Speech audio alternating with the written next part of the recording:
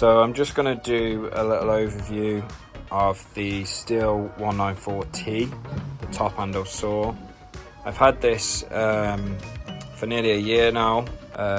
Not a lot of people that I've met have ever seen one or used one, so I just thought, you know, I've done a couple of bits to this, so I just thought I'd do a quick video, tell you, you know, what I like, what I dislike, how it works, power, comparisons, things like that. I've got a couple of other saws to compare it to, so I'll chuck a couple of stats up, things like that.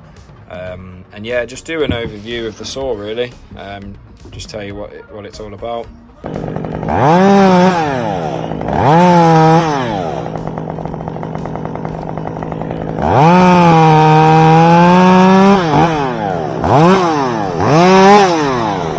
So basically this is a mid-range stihl top handle saw. So this is, in a nutshell, this is between the 201, which is the bigger version, and the 150. It's similar to a 150 basically, the way it works, the buttons, the choke, things like that, the bar. I basically bought this second hand. I got a pretty good price for it, and was just curious, to be fair, just you know, how it works. I'd heard a couple of bad points, and I had the attitude that everyone else did, which was kind of like, why would you want a saw like this? You know, you've got the 150 for pruning, and then you've got the 201, which is a powerful saw for takedowns. So I kind of thought, what's the point? You know, why would you want this saw? But yeah, like I say, I bought one pretty cheap, and just rebuilt it, did some modifications on it, and now it's my favourite saw. It feels light, but it has the power. I'm not a massive fan of the 201 anyway. I just never have been. I don't know why. But this, it's not as powerful. You know, on paper, it is not as powerful as that saw.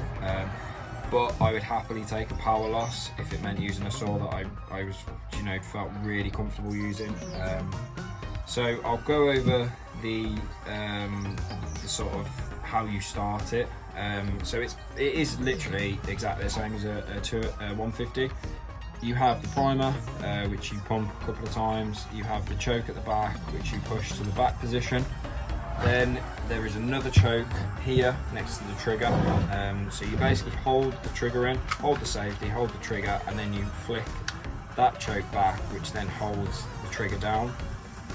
Then it's ready to go. So you pull it, wait for it to fire up, and then it will just turn off. If you're quick, you can pull it, and when it fires up, you can quickly flick that forward and it will just run. But as sort of a standard thing, just put that to the back position, and the front one, pull it, and then when it wants to fire up, push that forward, then pull it again, and it's good to go. So if I just move this over here somewhere. So like I say, you push that back, prime it up, hold the trigger, pull that down so it's in that position, and then pull it once. There we go. So, you know, like I say, if you're quick, you can quickly push that forward if you're ready, but if not, I always take the chain brake off when I do this, just because the choke, the same with the 150, if you have the chain brake on, it will try and spin. So just make sure no one's standing near you, basically. So all I've done is just push that forward. I've left that where it is.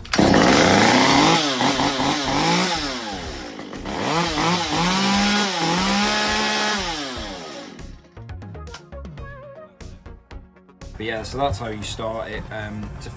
To use, like I say, it is quite a light saw. It's definitely a lot lighter than the 201. Even though it's the 362, the Echo, it's smaller and lighter.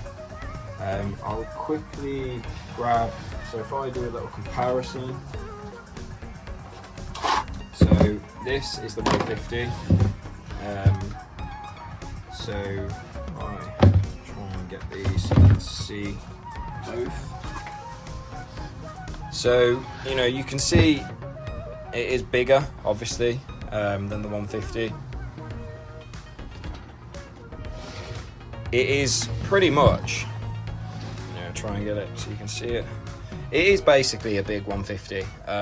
You know, this is probably one of my favourite all-round saws. I've had it for a while, and you know, it is brilliant.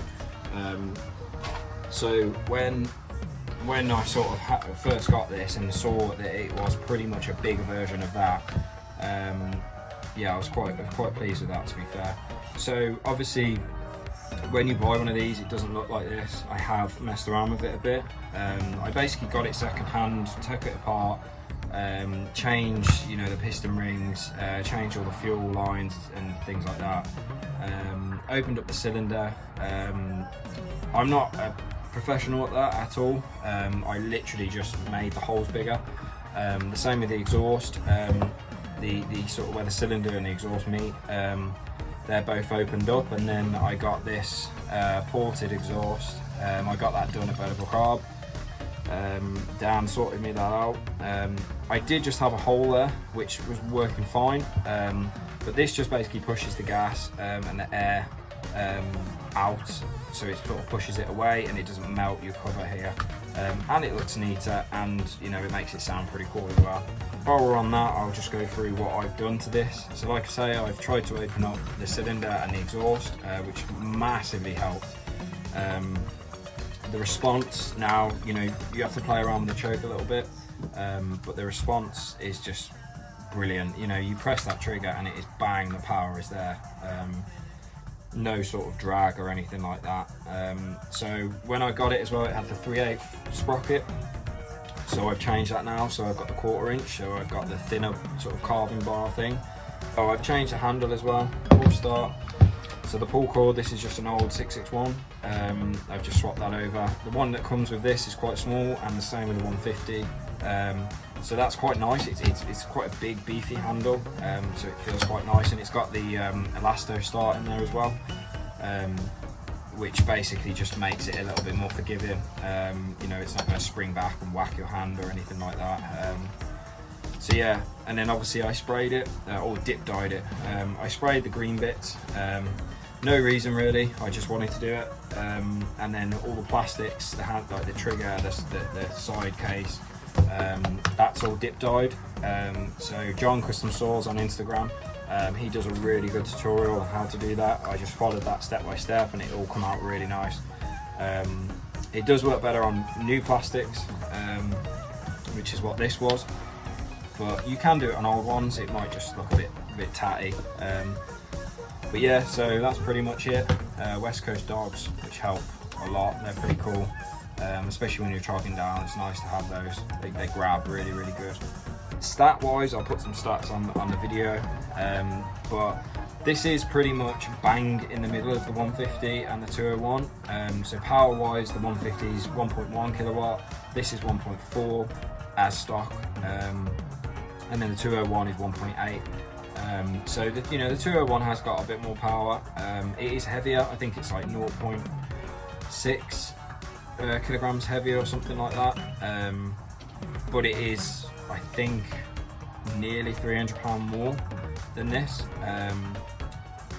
So you know, there's a big price difference there. The 150 price wise, I think is about the same as this, because it's a pruning saw. It's kind of in a different category. It is still the same price as this, but against other saws as well, you know, you've got the Husky, the 540.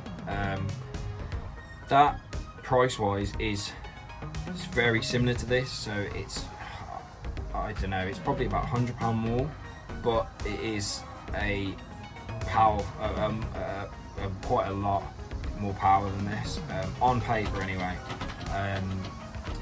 but it is heavier. So yeah, that's the mods. You know, I'll put some videos of it in action, just so you can see it actually cutting.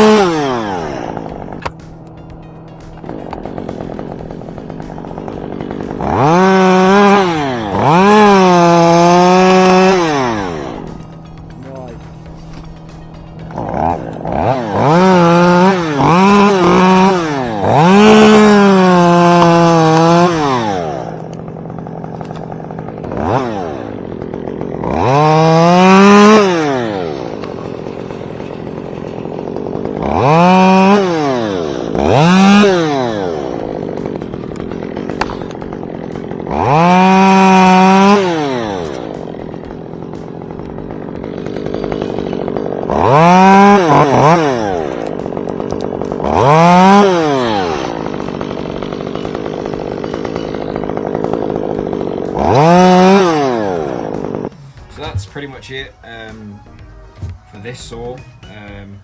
You know, as an overall view, if you're going to buy one top handle